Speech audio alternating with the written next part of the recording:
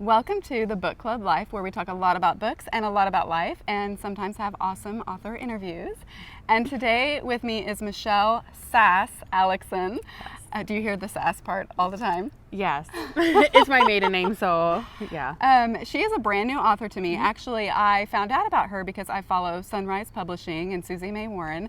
And Michelle beat out a lot of other people vying for the same position to become a Sunrise author. Yes. And so this is her very first book.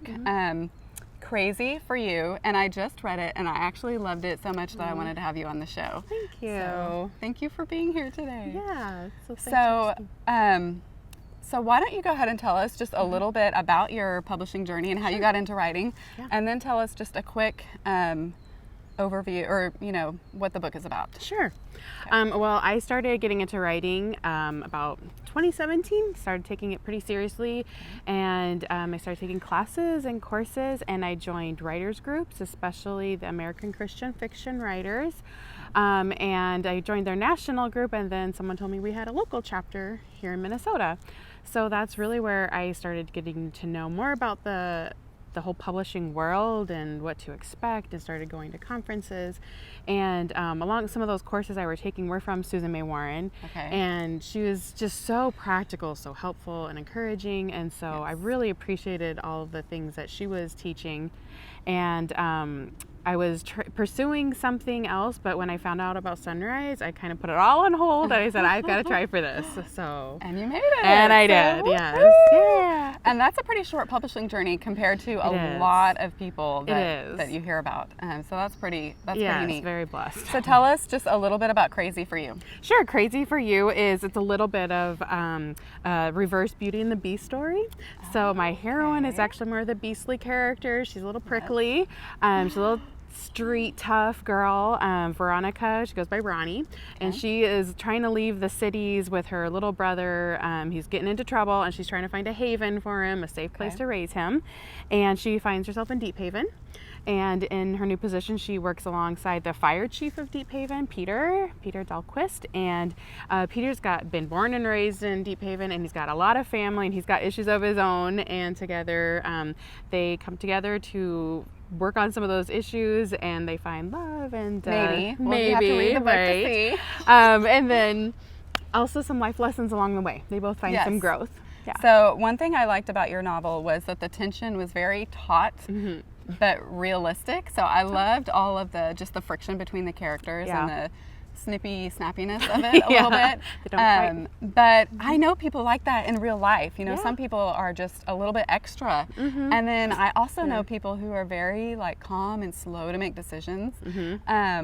So I was just going to ask you, which do you tend toward more, the extra slow, steady, or the passionate, defend your position, people might need grace for you? Right. So where are you on that line, and then how do you handle people like that? And these are all book club questions that would be fun, I think. If my book club was reading it, I would ask these, and whoever felt comfortable would answer those questions.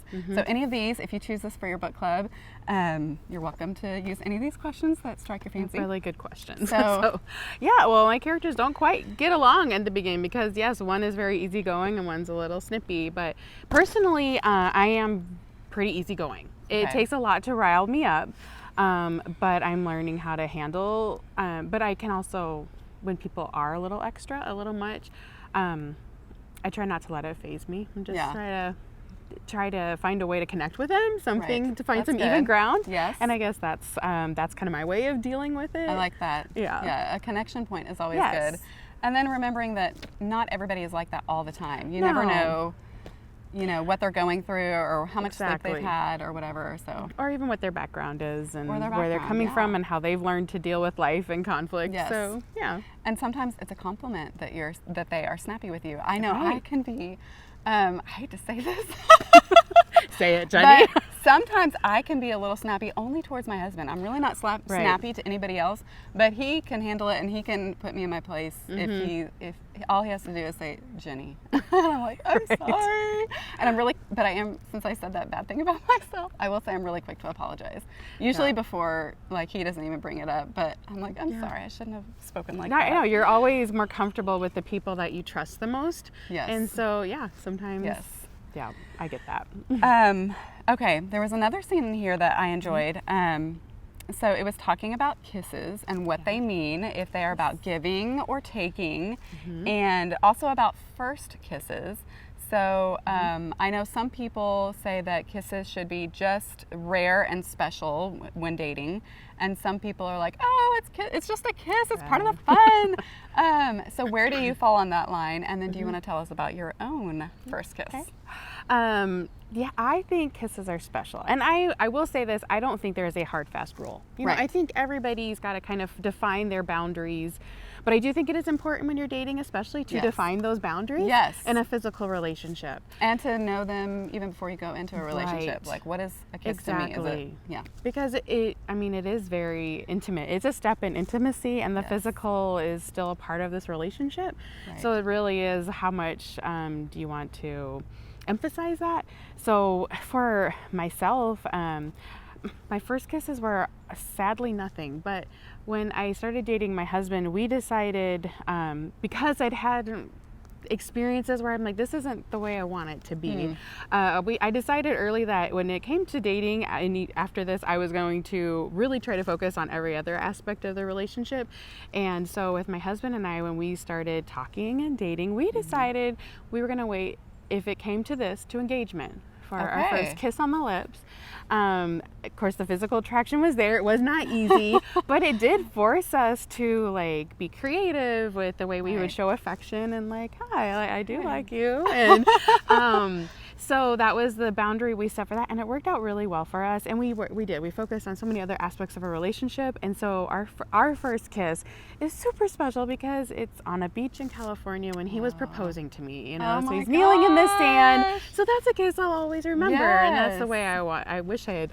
Was my very first kiss. Well, it's never too late to start over. I like that you were like, okay, I'm gonna change. I'm different now. Right. Yeah, I like that. So that is in my heart. That is my first kiss. Yeah. That is really special. I love that. So so one of my friends would tell me, just kiss him. And I would tell her, don't you kiss that guy. Right. So we were a little bit, not totally opposite, but we both, chatted about it, like, you need to decide beforehand. But my husband was also my first kiss, unless you count kindergarten, which I don't. Right, no, that doesn't count.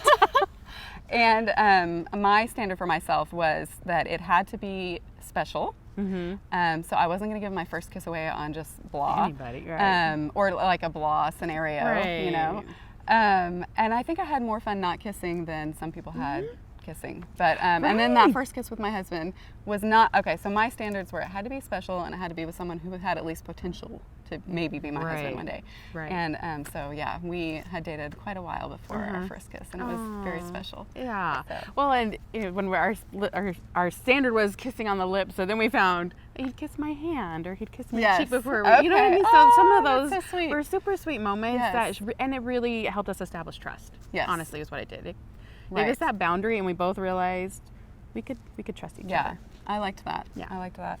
And nothing against. I know, there's other people that say, "Hey, one kiss in a date is nothing," and that I'm not saying anything against that. Exactly. No, like these were. This is what worked for us, and Right. Okay. So there was another quote that struck me funny, especially coming after our previous question. So this is one of the characters talking to herself, kind of chiding herself. And she says, next she'd probably throw herself into so-and-so's very capable and buff arms.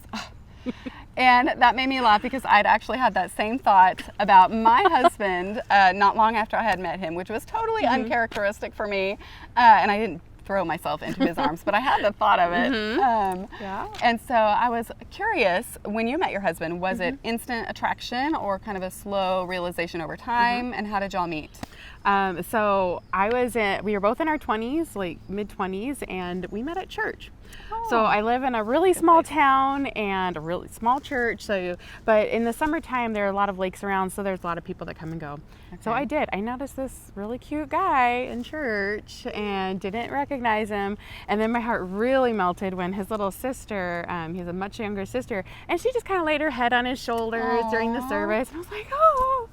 So, but we didn't actually meet for months after that because I just thought they were kind of just a cabin family or whatever. Okay. So once we did meet, we met in December, and the next year we were married. So it was pretty instant, like, got to know each other for a few months, dated for a few months, engaged. But you saw him. But I saw him, and yes. So, and I knew it was him when I could talk to him about anything. We would just talk for hours, like on the phone, and it was so comfortable with him, and he was the one I didn't want to be without. So, yeah. I like that. Yeah. I always love asking people, how did you because everybody dates and all that. Right. How did you know he was the one? Mm-hmm. Before I got married, I asked a million people that question because I wanted to make sure. Right. Okay. So there is a character in the story that is actually afraid of falling in love because she's seen other people change when they started seeing somebody seriously and where they, instead of still being themselves, they totally relied and depended on the other person and even to being controlled by them and just totally changing. And she's like, I do not want that. I don't want to give up who I am and I don't want to need somebody. Yep. So have you had, you or anybody that you know, have you seen that or experienced that? And what is your method for dating somebody and pursuing that, but making sure that you protect your heart and who you are and who you want to be at the same time? Right. It is such a tricky balance. And I know, thankfully, I think God really protected me because I was a little boy crazy in my younger days. I did love romance, but I think God knew I wasn't really mature enough to handle a really close relationship at that time because I probably would have fallen into that trap. And as it was, I still saw other people, other girls especially, changing like their whole personality to be fit with this person. And so I knew enough to that I didn't feel like that was right, but at the same time I wasn't mature enough in a lot of ways to really know who I was. So I think, and like I said, God really kind of protected me in some ways and helped me to come to this point of understanding that especially women, but I mean all people are born with this desire to be loved and chosen and cherished, and especially women, we're drawn to that relational side of romance. And there is a give and take in love, and there is a give and take in marriage and relationships, but at the same time, if you're not secure in who you were created to be and that you are already loved and chosen, I think you will, in this broken world, it's just so easy to try to find that in somebody else. And so there is that fine line of deciding to be secure in who you are and God's love for you. And then I feel like you have so much more to give in a relationship because there is that give and take. But at the same time, for instance, with my husband and I, there was this, he loves hunting and fishing. And I love that he loves that, but it was not my thing. And so it took us a little while to find like, hey, is it okay that I like this? Yeah, go ahead. But I don't think you can do that if you're not secure. Right. So, so really spending that groundwork time, especially as a single woman or a single person, and really knowing that you already are cherished just the way you are and not trying to find that in another person. Right. Yeah. Yes. I think that is so key and so good. I love what you said there.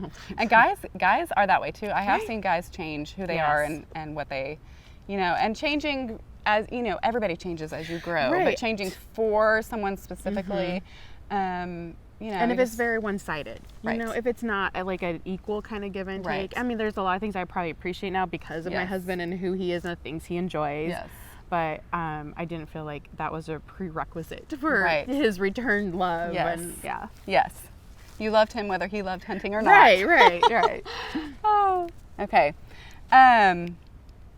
So last question before we go to the just for fun section. Some things are worth the fight. That's a quote from the book. So what is one thing that you have to fight for? It doesn't come easy, but it's worth it. Well, I am a conflict avoider anyway, so any kind of fight takes a lot out of me, and it causes a lot of stress. So I really do have to gear myself up for something where I feel like there's going to be a conflict. But I am learning, especially like we mentioned before, when there's that safe person. For me, it's my husband, but also some deep friendships where if I'm willing to stand up and kind of push back, or something that might be a conflict, that really shows I do trust a lot. But for in life, I think especially as women, we can sometimes get caught up in doing things for everybody else. So sometimes it's actually a fight just internally to do something that seems selfish. And for me, it was writing. I'm really very grateful that my husband has been 100% on board and my biggest support and encouragement in that. But for me, I just kind of had to fight some just internal instincts, you know, things. I could be cooking and cleaning. Right, I could be doing a million other things. And with my kids, I have a family of 4 children. And so I have to kind of fight for the day to carve out that time and to make that this is a priority and it's important. And especially when you're in that writing journey and like you're not making money at it yet, you're not published yet, do you take resources and put them towards this dream? So that's really something I did have to fight for. That's good. So do you, just out of curiosity, do you write a little bit every day, or do you just get it like a little season of writing and you spend a lot of time writing and then go back, or? Definitely seasons ebb and flow, but I do try to find those moments of the day. I typically, I'm learning a lot, still trying to find out my process, but I have more energy in the mornings and early in the day. I have more energy earlier in the week. So I try to get the most done earlier in the days, earlier in the week, and then have more family time towards the end. All right. Yeah. Very good. Well, if you were enjoying this interview, we would love it if you would give us a thumbs up. And so just for fun, favorite meal? I'm very indecisive, so I like a little of everything. So variety. Yes, surf and turf, like 2 different things. All right, a little of this, a little of that. Scariest adventure you've ever been on? I lived overseas for a year after college. I lived in Uruguay, in South America, and lived by myself. So why? It was a short-term mission. So I was trying to see if that was what God was calling me to, was missions. Wow, that is impressive. Yeah. That is really cool. And I loved cool. it. It was a great year. Do you speak any Spanish? Yes. Okay. I mean, I've lost a lot over 20 years, but I won't ask you to do it right now. It's great. Okay. An author you love is blank because blank. Oh gosh, there's so many great ones out there, but I will say I love Rosanna White. Okay. I love reading historical, and she just has this way of getting into her characters' heads and putting it on the page where you really do feel like, and there's distinct personalities. I think it's amazing. She is good with the personalities. I've read some of hers, and I really enjoyed every one I read. I know, there's not a bad one I've read. She's really good. So if you would like to watch some more interviews, you can check the YouTube videos tab and scroll down for all your favorite authors, or you can go to jennysnow.net and then click the Book Club Life tab, and then all of them are there, and Michelle's will be on there. But before we leave, Michelle, tell us what you're working on now. Sure. And where can people find you? Sure. Well, my website is michellealeckson.com, and I am and on Facebook, you'll see Michelle Sass Aleckson, still has my maiden name in there. And I'm on Instagram, so those are probably the 3 main places they see me. And so Crazy for You came out in May, and my next book comes out in November. So just a few months from now. That's fast. And you'll find my hero, Peter. The next book will be about his cousin, Nick. And a newcomer that comes to town. Was Nick the one with the puppies? Yes, it's a dog sledder. He was so sweet. Yes, so next will be a dog sledding book, and that's coming out in, like I said, November in 2021.